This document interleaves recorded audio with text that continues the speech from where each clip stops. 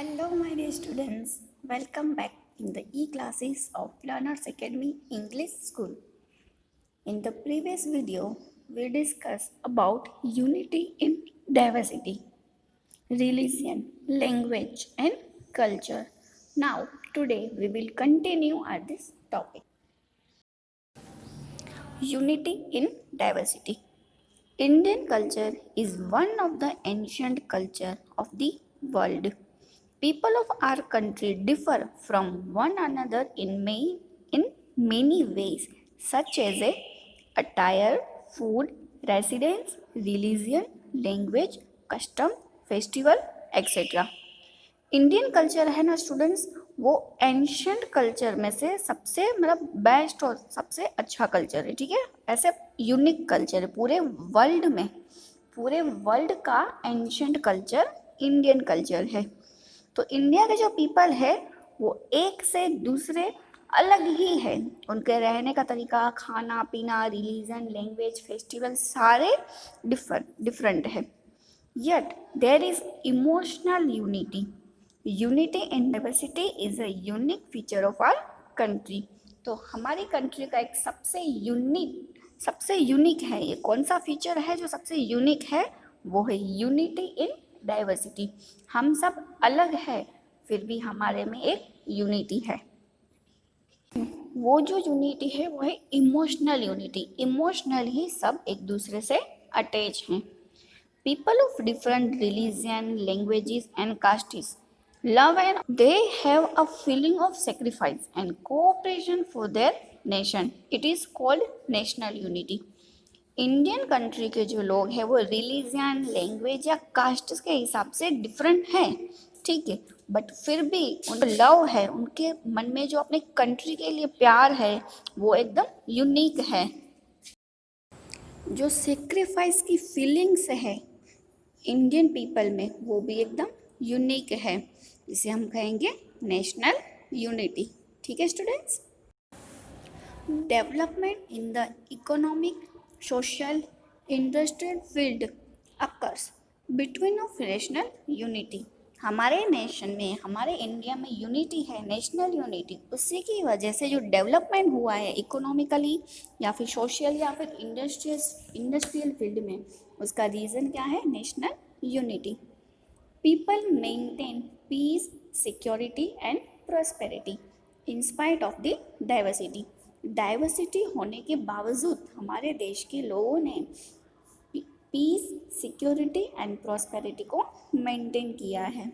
That's why doctor Radhakrishna states that, इसी की वजह से डॉक्टर राधाकृष्ण ने ये कहा, if we want to survive as a nation we must accept need of national unity. अगर हम एक देश बन के, राष्ट्र बन के जीना चाहते हैं तो हमें नेशनल यूनिटी को एक्सेप्ट करना चाहिए। During the freedom movement, our countrymen made the vision of unity possible through the patriotism and the sacrifice. Unity in diversity is a special feature of our country. Freedom की जो movement थी उस दौरान हमारे देश के सब लोगों ने जो ये यूनिटी इन डाइवर्सिटी था, उस सपने को, उस दृष्टिकोण को, उस विजन को उन लोगों ने पॉसिबल बनाया। ठीक है, यूनिटी को उन लोगों ने पॉसिबल बनाया। कैसे हुआ ये?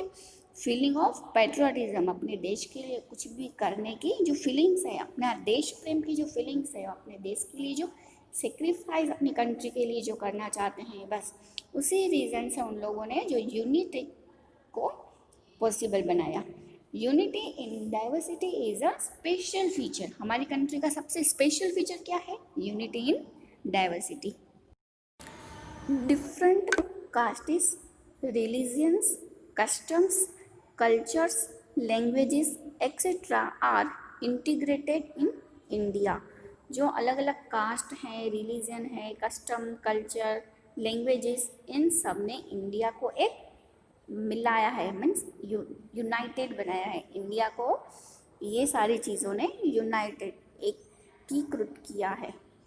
Since India has a diverse culture, it has been able to create a variety in culture. देखिए हमारा जो इंडिया का जो कल्चर है ना, उसमें भी वैरायटी है। हर कल्चर में हर जगह कुछ ना कुछ वैरायटी दिखने को मिलती है। वैसा क्यों? क्योंकि हमारे यहाँ का कल्चर भी डाइवर्स ही है। India has follow the principle of वसुधैव कुटुंबकम, मतलब the whole world is a family. India ने एक प्रिंसिपल को फॉलो किया है। वो प्रिंसिपल को हिंदी में कहें तो वसुधैव कुटुंबकम, in English meaning the whole world is a family. पूरी दुनिया, जो पूरा वर्ल्ड है, वो एक फैमिली ही है। ठीक है students. India, in true sense, spreads the feeling of religious tolerance and equality in the world. India ने एक सही वाला सेंस पूरे वर्ल्ड में स्प्रेड किया कि हमें रिलीजन्स में टॉलरेंस रखना चाहिए और इक्वालिटी भी रखनी चाहिए। ठीक है। India is a secular country. India वो धर्मनिरपेक्ष कंट्री है, सेक्युलर कंट्री है। Unity in diversity is a unique feature of Indian cultures. In our country, we see combination of various religions, castes, languages, and the festivals.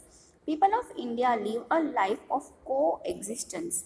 Indian people have developed and conserved this unique diversity. India के people ने ये unique diversity है उसको conserve करके रखा है। हमारे India में हम देखते हैं कि कॉम्बिनेशन है, रिलीजन, कास्ट, लैंग्वेज, फेस्टिवल, उन सब चीज़ों का कॉम्बिनेशन देखने को मिलता है। ठीक है। और जो हमारा इंडिया है वो पूरे वर्ल्ड में सेक्युलर कंट्री है। ठीक है। और हम लोगों ने, इंडियंस ने, एक फीलिंग्स स्प्रेड की है, रिलीजन्स, टॉलरेंस एंड इक्वालिटी की फीलिंग्स हमने स्प्रेड की हुई है। Efforts for diversity and equality. Diversity और इक्वालिटी के लिए क्या एफर्ट्स किए वो देखें तो various types of diversity are seen in our country. Discrimination is seen due to this diversity. हमारी कंट्री में वेरियस टाइप की डाइवर्सिटी देखने को मिल रही है। उस ही डाइवर्सिटी की वजह से डिस्क्रिमिनेशन मीन्स भेदभाव हुआ है। बहुत सारी जगह पे डिस्क्रिमिनेशन हुआ था।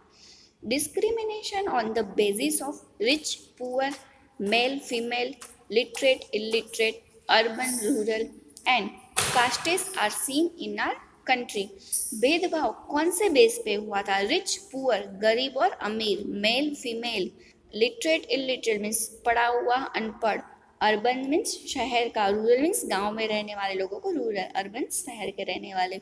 तो रूरल, अर्बन एंड कास्ट के हिसाब से भी बहुत सारे डिस्क्रिमिनेशन, भेदभाव अपने कंट्री में देखने को मिले। In the ancient time social structure was occupational base varna system. Ancient time में जो ऑक्यूपेशन बेस के ऊपर ही सोशल स्ट्रक्चर बना हुआ था। Due to this many groups remain backward socially and economically. और उसी की वजह से बहुत सारे जो ग्रुप है वो सोशली या फिर इकोनॉमिकली बैक, पीछे रह गए। क्योंकि जो पढ़ा लिखा था, अच्छे से नौकरी मिल रही थी, वो उनका लिविंग स्टैंडर्ड भी हाई था।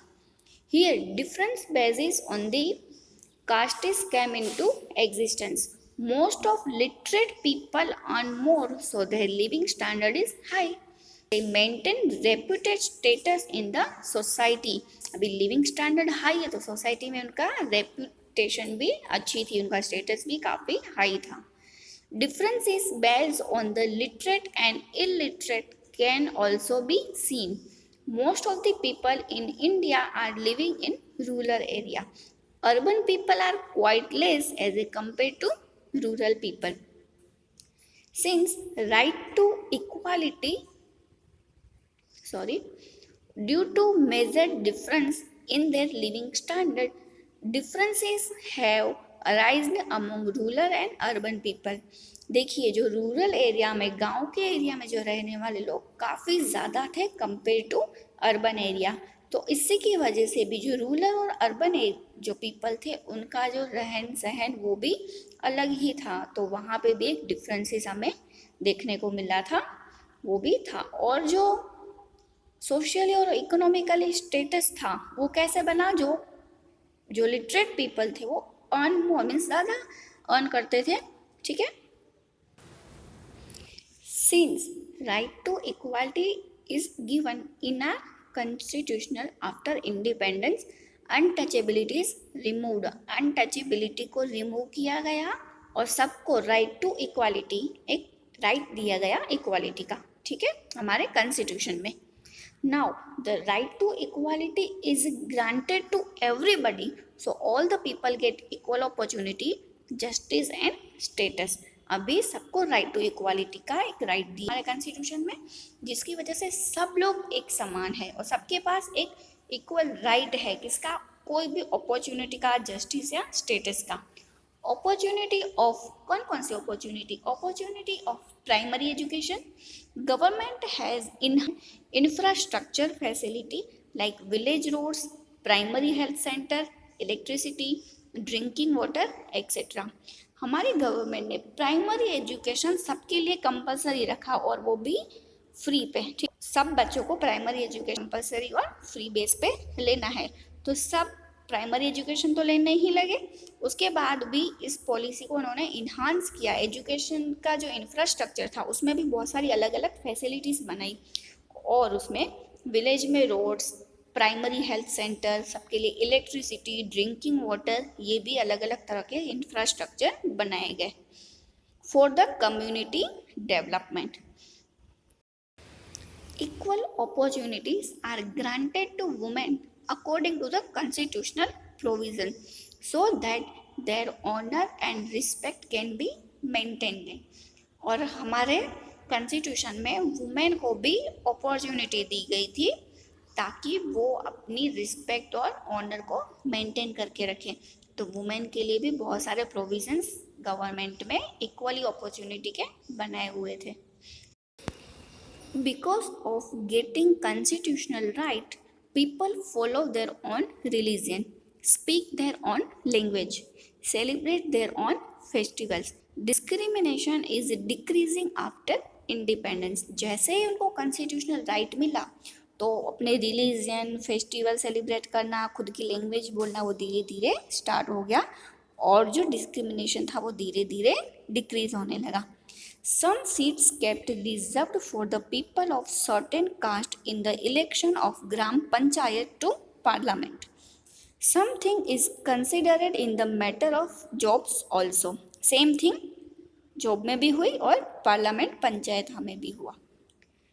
Hostels, scholarships and schemes of financial assistance for the students are implemented so that all can get opportunity for the further development in society, economically, cultural and political field. Particular caste के लिए है parliament में कुछ reserve seat रखी गई, job में भी same thing हुआ और एक इम्प्लीमेंट भी किया गया इन सब चीज़ का और सबको फर्दर मतलब डेवलपमेंट के लिए, इकोनॉमिकली, कल्चरली, ये सब डेवलपमेंट के लिए भी उनको अपॉर्चुनिटी दी गई थी. ठीक है. Discrimination between girls and boys, girls और बॉयज़ के बीच में भी डिस्क्रिमिनेशन मीन्स भेदभाव.